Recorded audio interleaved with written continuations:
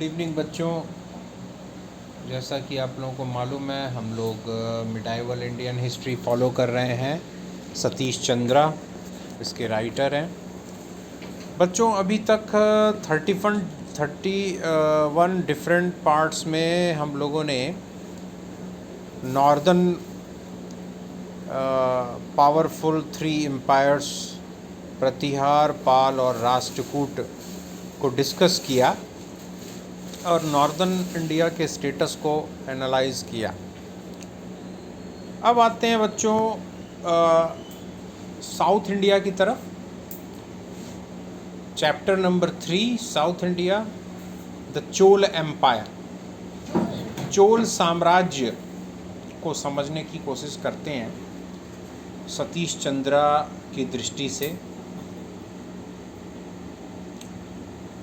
900 to 1200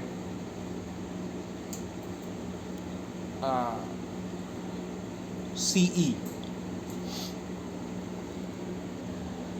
so start करते हैं बच्चों। Powerful kingdoms had Ryzen in South India during the 6th and 8th centuries. The most important among them were the Pallavas and the Pandyas, who dominated modern Tamil Nadu, the Cheras of modern Kerala, and the Chalukyas, who dominated the Maharashtra near or the Deccan, Maharashtra area or the Deccan. It was the Chalukyan king Pulkesin II who had defeated Hars and not allowed him to expand his kingdom towards the Deccan. दक्षिण भारत में 6ठी और 8वीं शताब्दियों में कई शक्तिशाली साम्राज्यों का उदय हुआ। उनमें जो महत्वपूर्ण थे वो पल्लव और पांडवा, जो कि आज के आधुनिक तमिलनाडु पर काबिज थे। आधुनिक केरला का जो इलाका है वहाँ चेरा साम्राज्य या चेरा वंश के राजाओं का शासन था, और महाराष्ट्र और दक्कन के इलाकों में चालुक्य वंश का शासन था। पुलकेशिन द्वितीय, पुलकेशिन सेकंड, जो कि एक चालुक्य राजा था, उसने हर्ष को हराया। हम लोगों ने इसको एंशियंट हिस्ट्री में पढ़ा है। Ancient history, ancient Indian history के लास्ट फेज़ में हमने इसको पढ़ा है कि किस तरह से उत्तर भारत के महान राजा हर्षवर्धन को पुलकेशिन द्वितीय ने हराया और दक्कन की तरफ हर्ष को अपने साम्राज्य का विस्तार करने से रोका। Some of these kingdoms, such as Pallava and the Pandya, had strong navies. They also played an important role in strengthening economic, religious and cultural relations with the countries of Southeast Asia and China. Their navies enabled them to invade and rule some parts of Sri Lanka for some time. इन शक्तिशाली साम्राज्यों में जैसे कि पल्लव और पांड्या, इन लोगों के पास एक बहुत ही ताकतवर नौसेना भी थी और नौसेना के बल पर इन लोगों ने अपनी आर्थिक स्थिति को मजबूत किया, धार्मिक और सांस्कृतिक संबंध बनाए दक्षिण पूर्व एशियाई देशों में और चीन में भी। और इनकी इन साम्राज्यों की नौसेनाओं ने इन्हें इस बात में सक्षम किया कि वो श्रीलंका पे हमला कर सकें, और कुछ समय तक इन लोगों ने श्रीलंका के कुछ भागों पर शासन भी किया, और ये सब देन थी इनकी नौसेनाओं की। नौसेना निश्चित रूप से बच्चों एक बहुत रणनीतिक भूमिका अदा करती है बच्चों। जिस देश की आधुनिक काल में भी जिस देश के पास एक शक्तिशाली नौसेना होती है, उसका जो व्यापार होता है, क्योंकि व्यापार मुख्य रूप से नौ परिवहन पर डिपेंड करता है ना। मतलब जो भी सी रूट्स हैं वही मेन है व्यापार करने के लिए, और सी रूट्स पर जिनका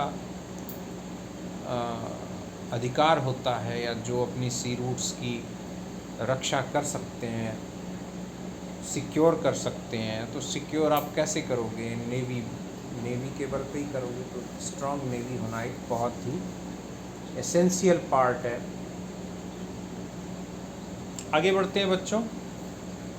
the Chola empire which arose in the 9th century brought under its control a large part of the peninsula. The Cholas developed a powerful navy which enabled them to conquer Sri Lanka and the Maldives. Its impact was felt even by the countries of Southeast Asia. The Chola Empire may be said to mark a climax in South Indian history. 9वीं शताब्दी में एक और नए शक्तिशाली साम्राज्य का उदय हुआ जो चोल वंश के नाम से जाना जाता है, और इसने भारतीय प्रायद्वीपीय इलाके के एक बहुत बड़े हिस्से पर अपना नियंत्रण स्थापित किया। इनके पास भी एक शक्तिशाली नौसेना थी, और उस नौसेना के बल पर उन्होंने श्रीलंका और मालदीव्स के बहुत बड़े भाग को अपने कंट्रोल में लिया, नियंत्रण में लिया, कब्जा किया, और उनके प्रभाव का जो असर है वो दक्षिण पूर्व एशियाई देशों तक महसूस किया गया। अगर हम कहें, अगर दक्षिण भारतीय इतिहास को हम पढ़ें तो चोल साम्राज्य एक क्लाइमैक्स प्रदान करता है। The rise of the Chola empire, Chola साम्राज्य का उदय किस तरह से हुआ, हम लोग इसको पढ़ते हैं। The founder of the Chola empire was Vijayalaya, who was at first a feudatory of the Pallavas. He captured Tanjore in AD 850, and by the end of the 9th century, the Cholas had defeated both the Pallavas of Kanchi and weakened the Pandyas, bringing the southern Tamil country under their control. Chola साम्राज्य की स्थापना विजयालया नाम के व्यक्ति ने की थी, जो कि पल्लवों के राज्य में, पल्लवों के साम्राज्य में एक सामंत था, एक छोटा सामंत था, लेकिन उसने अपनी शक्ति बढ़ाई, चोल साम्राज्य की स्थापना की। उसने 850 AD में तंजौर, जो कि एक बहुत तो महत्वपूर्ण केंद्र था पल्लवों का, उस पर कब्जा कर लिया, और 9वीं शताब्दी के अंत तक चोल लोगों ने पल्लवा, कांची के पल्लवा और को हराया। इसके अलावा पांड्या वंश के राजाओं को भी कमज़ोर किया। कैसे कमज़ोर किया? उन्होंने तमिलनाडु का जो दक्षिणी इलाका है उसको अपने नियंत्रण में ले लिया। But the Cholas were hard put to defend their position against the Rashtrakutas. As we have noted in previous chapter, Krishna III defeated the Chola king and annexed the northern part of the Chola empire. लेकिन चोल वंश को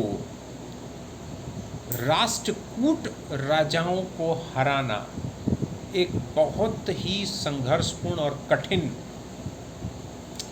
या कह लो कि वो ऐसा नहीं कर पाए, राष्ट्रकूटों को वो हरा नहीं पाए। हम लोगों ने पिछले वाले चैप्टर में नॉर्दर्न जो इंडिया के जो एम्पायर थे उसमें हमने राष्ट्रकूट एम्पायर में हमने पढ़ा कि किस तरह से कृष्ण तृतीय ने चोल राजा को हराया और चोल साम्राज्य का जो उत्तरी इलाका है वो उसने अपने अंडर में ले लिया। This was a serious setback to the Cholas, but they rapidly recovered, particularly after the death of Krishna III in 965 and the downfall of Rashtrakuta Empire. ये एक बहुत बड़ा सेटबैक था, एक बहुत बड़ी हार थी चोल साम्राज्य की, लेकिन उन्होंने बहुत तेज़ी से इसको रिकवर किया और कृष्ण तृतीय की मृत्यु जब 965 में हुई उसके बाद उन लोगों ने अपने साम्राज्य को वापस ले लिया और हम ये कह सकते हैं कि राष्ट्रकूट वंश का जो पतन है वो यहाँ से शुरू हो चुका था। बच्चों, ये हमने चैप्टर आज के वीडियो में स्टार्ट किया साउथ इंडियन एम्पायर्स के बारे में, जिसमें हमने चोल वंश के बारे में थोड़ा सा 1-2 पैराग्राफ पढ़ा। बच्चों, नेक्स्ट वीडियो में हम लोग राजराजा और राजेंद्र फर्स्ट, जो कि बहुत ही प्रसिद्ध चोल शासक हुए, इनके बारे में हम लोग बात करेंगे, पढ़ेंगे, समझेंगे। तब तक के लिए बच्चों, गुड नाइट।